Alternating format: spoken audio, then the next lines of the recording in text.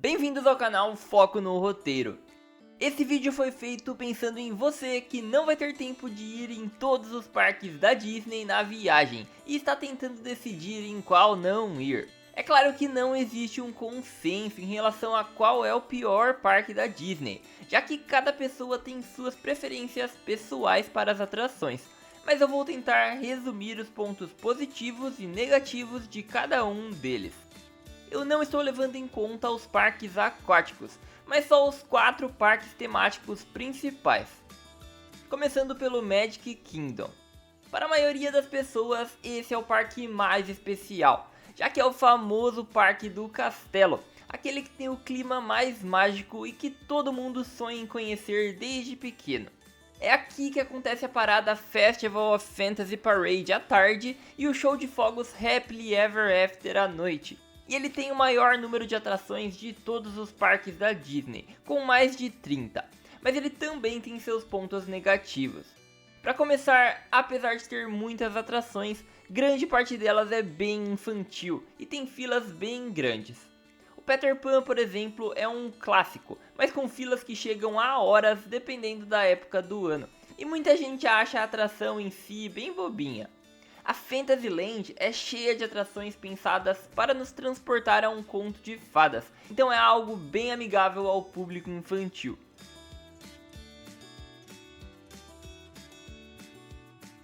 Se você está procurando adrenalina, pode andar nas montanhas russas, que são 4.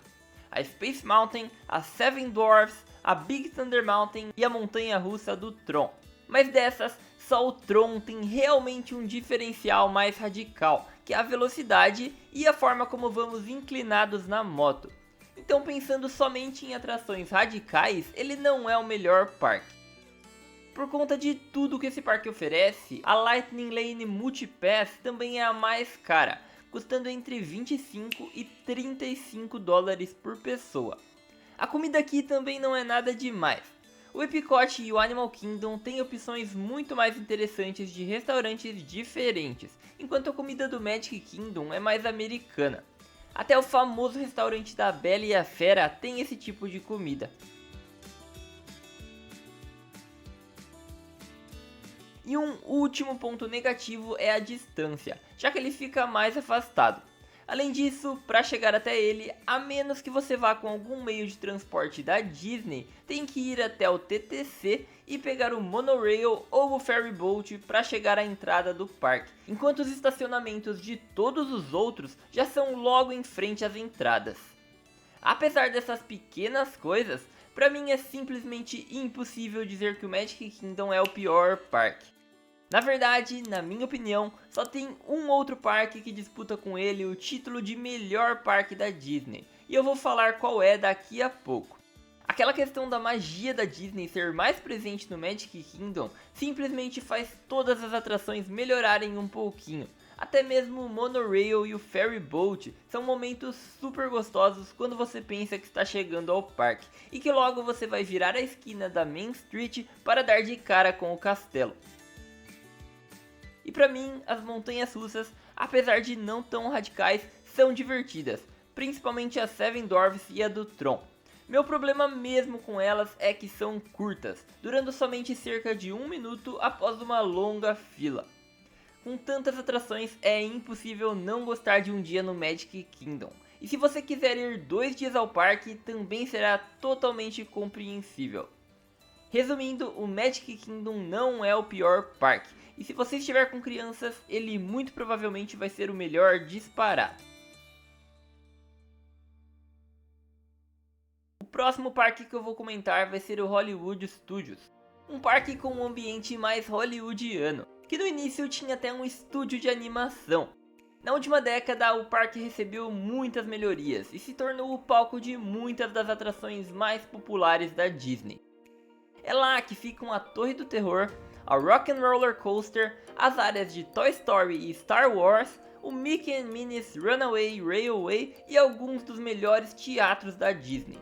As duas primeiras que eu falei são talvez as duas atrações mais radicais de todos os parques da Disney, então o Hollywood Studios é excelente para quem é fã desse tipo de atração. Sem falar que o Slinky Dog não é radical, mas também é super divertido.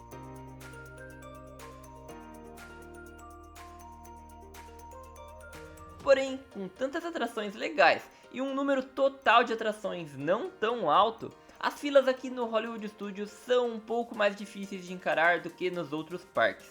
Elas costumam ser bem altas, o que muitas vezes é bem estressante. E para piorar, esse parque é o que mais sofre com atrações quebradas. A chance de você estar na fila de alguma das atrações e anunciarem que ela passará por um atraso é grande. Isso era pior até pouco tempo atrás, mas continua acontecendo bastante, principalmente no Rise of the Resistance. Outro problema que vem acontecendo há algum tempo é que a Rock 'n' Roller Coaster passa muito tempo em reforma, então muita gente já passou pela situação de ir até Orlando e não poder andar nela porque estava em manutenção. Em 2024 ela passou um bom tempo parada, e um dos motivos era tentar resolver essas pequenas falhas. Então agora nos resta esperar e torcer para que ela funcione por mais tempo. Porém, em novembro, a Disney anunciou que ela vai passar por mais uma grande mudança, que é a alteração da temática que hoje é da banda Aerosmith para um tema dos Muppets. Ou seja, em algum momento de 2025, podemos esperar que essa atração passe mais um tempo parada. A área do Hollywood Studios também é a menor entre todos os parques, então a sensação é sempre que ele está mais lotado do que os outros. Ele também não é o parque mais bonito para tirar fotos, com exceção de alguns pontos específicos, como a Millennium Falcon e a Torre do Terror, mas os outros parques têm pontos bem melhores para isso. Apesar desses problemas, que na minha opinião não são tão graves, o Hollywood Studios é justamente o parque que eu comentei que acredito que briga com o Magic Kingdom pelo posto de melhor parque da Disney. As atrações daqui são simplesmente fantásticas. Apesar do número total não ser tão alto, tem pelo menos umas 5 delas que eu considero imperdíveis. O Fantasmic, que é o show noturno, também é sensacional, e para os fãs de Toy Story e Star Wars, essas áreas são bem legais mesmo. Esse também é o melhor parque para encontrar personagens da Pixar. Isso é ótimo, principalmente porque o Hollywood Studios não tem tantas atrações infantis, o que inclusive pode ser um ponto negativo dependendo do seu grupo, mas com tantos personagens, as crianças podem se divertir com os encontros. Então sobraram o Epcot e o Animal Kingdom. Novamente, essa questão de qual é o pior parque é muito relativa, e cada um vai ter a sua opinião. Para mim, esses dois são os menos divertidos.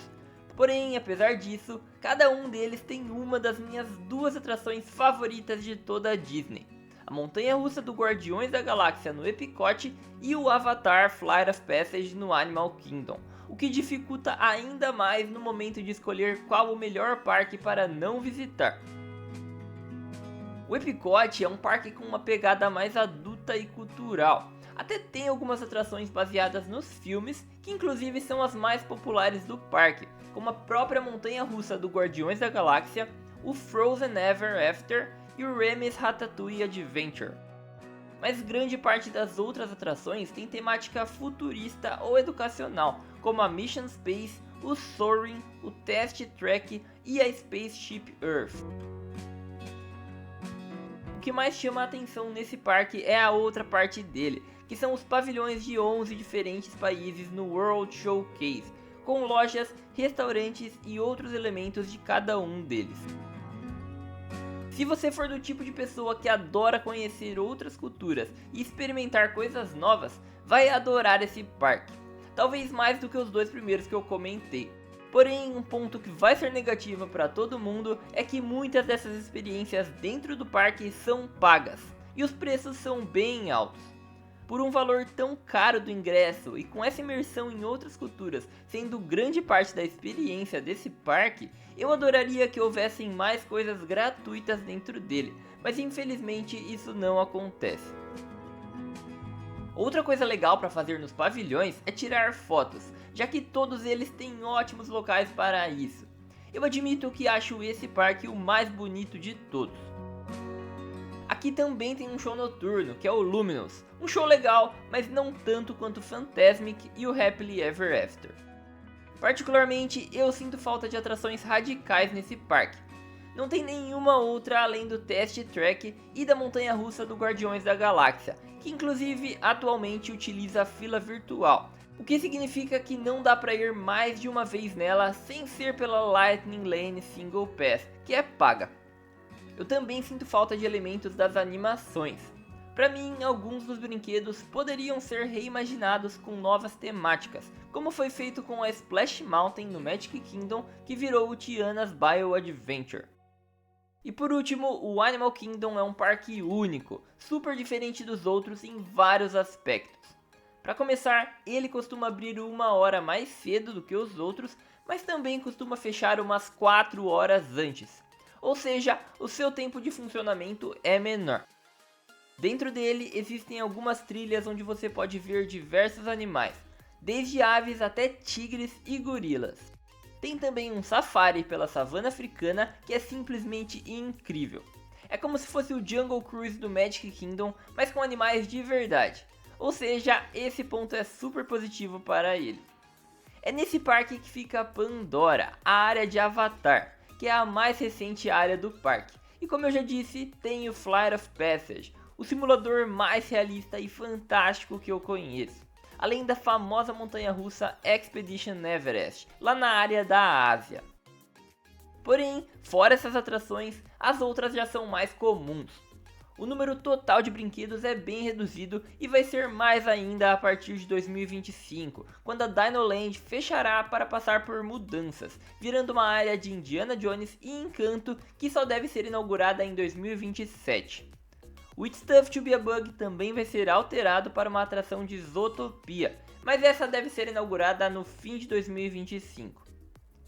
A quantidade de encontros com personagens é bem menor do que nos outros parques, e por conta dos animais, o Animal Kingdom também não tem show de fogos, e o único entretenimento noturno é o show de luzes que acontece na Árvore da Vida.